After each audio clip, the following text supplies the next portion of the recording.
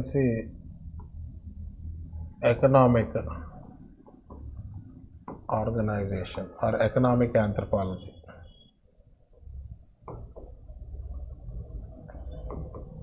Third chapter, economic organization or economic anthropology. What is economy? You would have been studying in GS.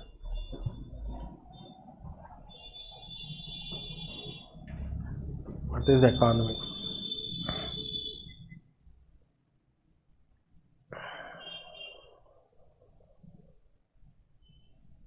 So, economy is extraction and utilization of natural resources in a sustainable manner or proper manner or systematic manner is referred to as economy.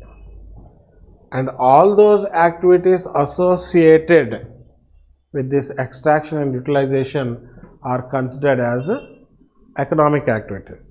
So, can you name some economic activities that you know? Maybe the most primitive one, food gathering and hunting, and then horticulture, shifting cultivation, agriculture, pastoralism, fishing, or maybe industrial activities at present, isn't it? So, all these are economic activities, isn't it? And you would be quite surprised to know that human beings, maybe say for example, if you consider that human beings evolved some around 4 million years ago, approximately, which may vary till 5 million years, or even some places is 3 million years. As more findings are there, the date is just going back. Considering this time range 3 to 5 million years ago till approximately 10,000 years ago, all this duration, considering millions of years, human being was practicing only food gathering and hunting. And it is believed that this food gathering and hunting played a very significant role in the overall evolution of human being, not only biologically but also socio-culturally. Considering how many, till 10,000 years ago, human being was exclusively practicing food gathering and hunting. It is believed that agriculture came into existence somewhere around 10,000 years ago. It started in some places in 12,000 years ago, some places 8,000, so on and so forth, but generally on an average. So, 10,000 years ago, agriculture, so along with agriculture, pastoralism came into existence. So, from here to here, on the geological time scale, if you see, socio-cultural development is quite less. So, food gathering and hunting along with very basic primitive stone tools and other things did not pave a path for socio-cultural evolution. So, here system is more or less very much primitive, because the economic activity is the most primitive one. But once the economic activity changed from food gathering and hunting to agriculture and pastoralism, drastic changes have occurred. So, till here it is stagnant, from here to here, several socio-cultural changes have taken place. Because here, human being is wandering from one place to another place in search of food. They were always living in small groups. And their main purpose here is to hunt and fill their stomach, or to gather food and fill their stomach. And in this due course of time, what happened? They gained knowledge on plants and animals, which led to their domestication. And because of domestication of plants and animals, it led to agriculture and pastoralism. So, here human being was a food gatherer, here human being became a food producer. So, no need to wander from one place to another place, they can stay in the same place. So, here onwards, socio-cultural institutions started developing much better than the earlier stage. Now, from 10,000 years to, like say for example, maybe you consider industrial revolution, which is another landmark, maybe 400 to 500 years ago.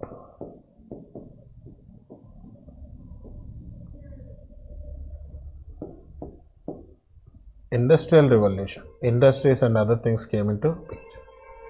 From this stage onwards, there were fast-paced socio-cultural changes across the world.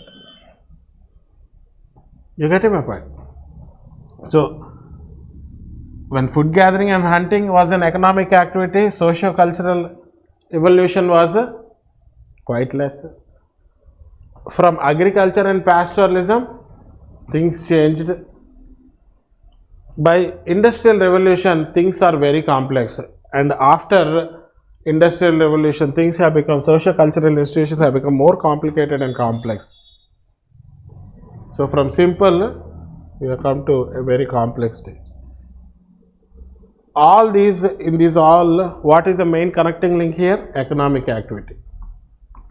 That means as economic activities changed, socio-cultural institutions also has seen a change. They developed. This society has become more complex. You get my point? So the key for everything is economic activity.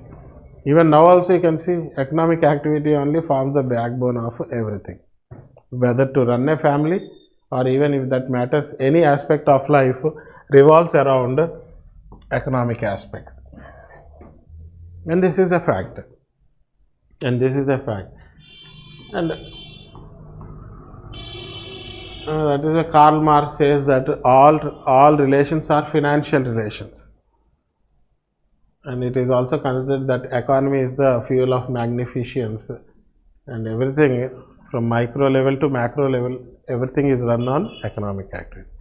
Even you are preparing for this exam, why? You will get some salary, no?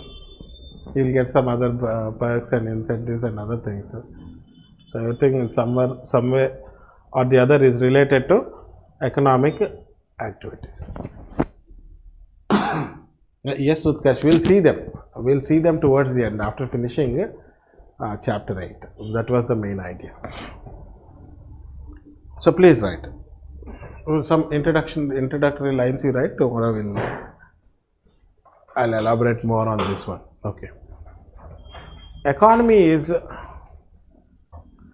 extraction and utilization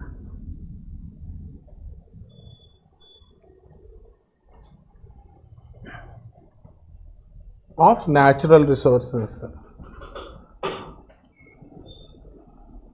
Extraction and utilization of natural resources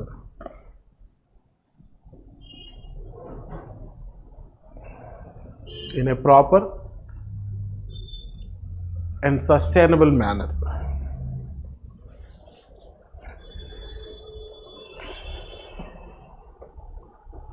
All the activities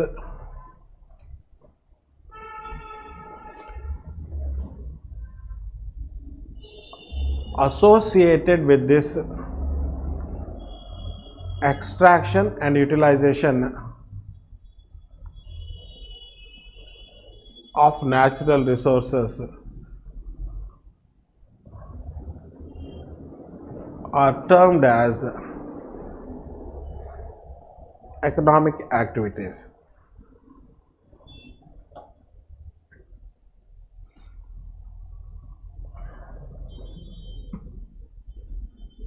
For example, food gathering, hunting,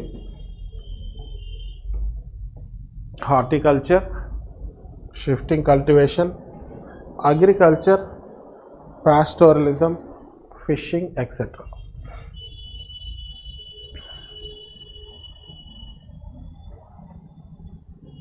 According to Melville J. Herskovits,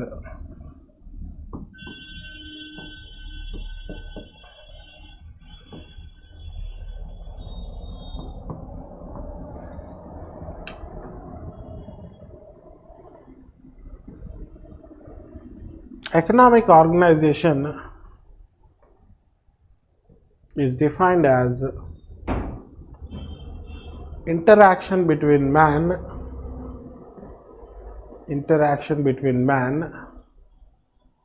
and his environment.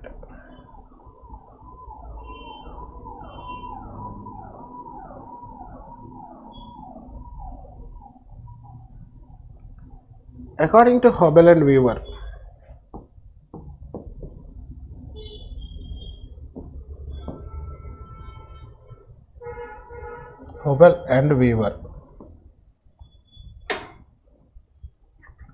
economic organization may be defined as a human behavior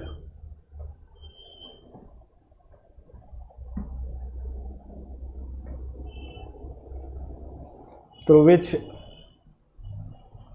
various goods and services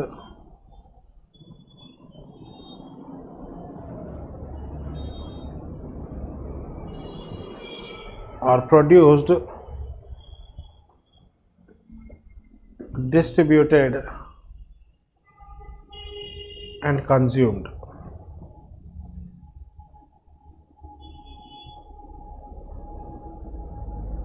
According to Karl Polanyi,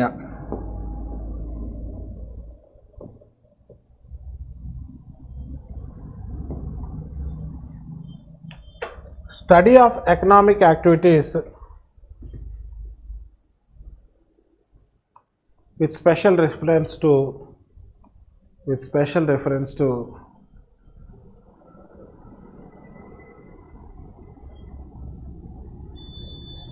socio-cultural activities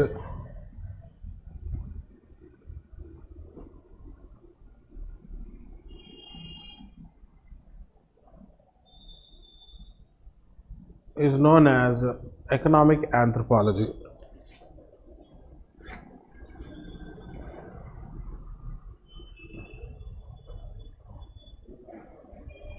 Economic anthropology is a sub-branch of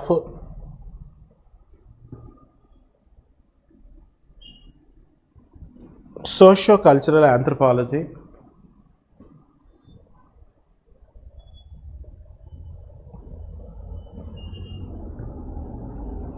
which studies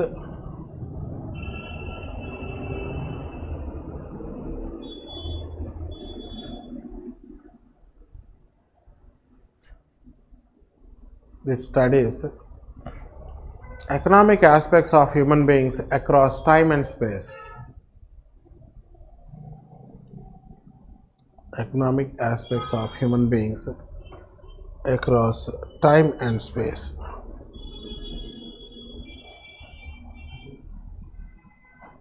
Yes. So remaining things we can see tomorrow. They are very easy topics.